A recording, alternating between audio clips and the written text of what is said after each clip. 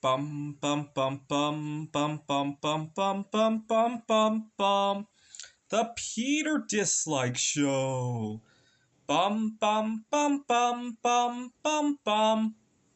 I'm gonna make some early New Year's resolutions for 2025. We're coming up to a new year on the on my other favorite calendar. Anyhow, we are coming up to 334 half-lives of polonium-210 since Mary Curie discovered it in 1898. So New Year, Curie 334, or 2025, depending on what calendar you want to use. My first resolution, and this one became very apparent this semester, I teach at a community college. I live in Apache Junction right now. I have one assignment in Apache Junction, the other one's in the downtown Phoenix area, and I chose this side of town, even though most of my other activities are over there. Why? I'm very afraid of early morning commitments. My class here in Apache Junction starts at 10 o'clock, and the concept of having to wake up at 8 o'clock scares the crap out of me. And I want to be a little bit less fearful of that. To give you an idea, I moved to Apache Junction the second week of that class. That first week of the class, I couldn't sleep because I would worry about oversleeping. Oh my God, it's 1 o'clock. There's no way I'm going to wake up in time. And then the worry would just keep me up until 2 o'clock. Now I really can't sleep. 3, 4, 5, 6, 7. I had a couple nights like that, and I'm like, that's it. And I logged onto roomies.com, and that's when I found this place.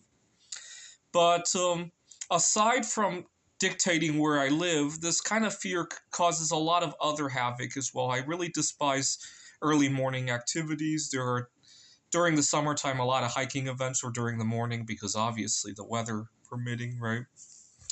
And it pigeonholes a lot of things, right?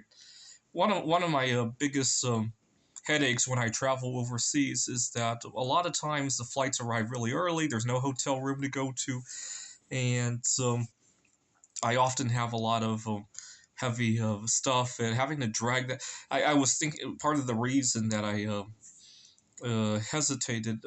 I was talking to, believe it or not, I am Facebook friends with a celebrity, and we have been talking. And I one day I was kind of intoxicated slash depressed, and so one day without even thinking about it, I dropped the L bomb on her, and it did not turn out badly. And I got really nervous about it because I don't want my life to go full speed like how hers is at the moment just yet. Right? There's still a lot of things I wanted to do, and the concept of visiting her came up, and I thought about flights there and how I'll arrive early in the morning and have to, especially because we were talking about some art that I'm making. I don't need to tell you how heavy some of my art is, having to drag that around the Warsaw streets. It just really, even though I'm light years away from getting to know her to the point that I might visit her, just the fact that we talked about it caused all those bad of thoughts to flash through my head. Right, that's how fearful I am of being sleep deprived in the mornings and how much I hate being a morning person. It really pigeonholes a lot of my career aspirations, I want to say.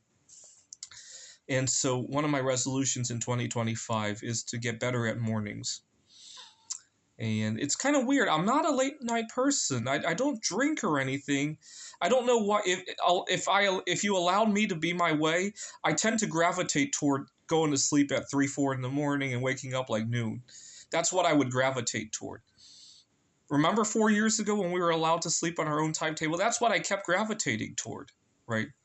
For some bizarre reason. All right, getting back to some other goals that I want to have. I want to get better at networking with people with my art projects. So right now, part of the reason that part of the thing holding me back with my art projects is not the skill of the art; it's the networking, and I royally suck.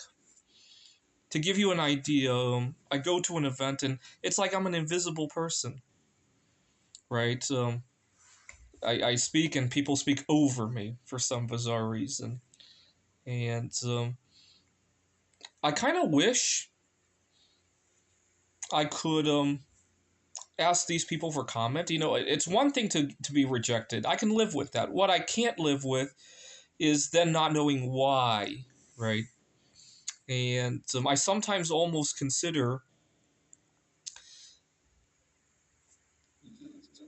I, I know it sounds weird, but I had this. The thought has crossed my mind that when I go to these parties or events, and it's one thing that people don't want to talk to me. I can accept that. I almost thought about maybe offering to pay these people to tell me why. Honestly, right? Because at least I'll get something out of it. I got it. I know that's not going to go well here in the Western world, but that's the kind of concept that crosses my mind sometimes, right? Which is why I'm paying people to hook me up on a date, because now I can actually get feedback, right? Okay. Uh, Speaking of money, I want to be a little bit more judicious about something. See, part of the reason that I did so well financially in 2024 was that in 2023 I got myself seriously burned out because I ended up taking on a lot more work than I wanted to because I wasn't sure if it would go. Right, I'm an adjunct professor. A lot of times contracts get canceled last minute. And I told myself in 2024, I got to save up some money so that when I go up to sign contracts, I won't have to sign so many of them and then end up being burnt out, right? Not only was I burnt out, but then I end up with more work than I can handle. And this year, it was really insulting because I lost. I don't qualify for the Savers credit anymore. So it was like insult to injury after being burnt out, right?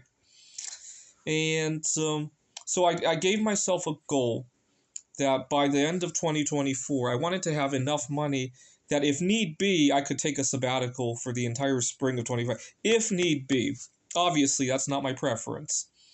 That was my goal, and I won't say the number here, but I kind of did a back of the envelope thought on how much money I would like to have in 2025. And I hit that goal a little bit earlier than I had anticipated, in large part because I deprived myself of any semblance of social life, right? And which is coming back to bite me at the moment. What's really funny, I got greedy. I was logging. I have a high yield savings account with Discover Bank, and one day I logged in, and let's just say the first digit of my balance hit that number that I was thinking of, and I felt so good. I had a negotiation at work. I had a performance review or something like that, and nothing could bother me. I actually took in constructive feedback, right? See, when you have money in the bank and you're at a performance review where there might be mostly good news and a few pieces of bad news, the bad news becomes more like, oh, where can I grow, right? When you don't have that money in the bank account, every piece of bad news feels like a threat, right? It really changed the conversation. And even my boss could tell that the conversation was different, probably, right? And I got so comfortable with that I decided that I needed even more money. And before I knew it, that leading digit of that bank account, let's just put it that way, I hit the next digit of that. And now I don't want to give up that digit either. And unfortunately, it took a huge beating out of my social life. And right now I'm kind of paying for that. In 2025, or Curry year 334, I want to, let's call it Curry year, because I want to revisit this goal a little bit sooner than in a year. I want to be a little bit more judicious with how I spend my money, right? I just got too excited. The other reason I'm so excited about the financial goals is that right now it looks like everybody's flocking into Bitcoin again, and it looks like the precious metals might crash again, and I might get another chance to haul another big bar of silver. I want to have some cash saved up to do that, and still have some cash left over so that I can negotiate at my work, right? And this past month has taught me that doesn't come for free, right? I got greedy, is what it is, right? And I'll probably tone down the greed with bismuth. I got very greedy with this stuff because I just like the way it turned out, right? It's kind of like in India, right? Most people don't save money in their high yield savings account in India. They buy jewelry, right? Not out of this stuff, but a nuclear decay product of this stuff, right? 5 decays away, right? I think bismuth 209.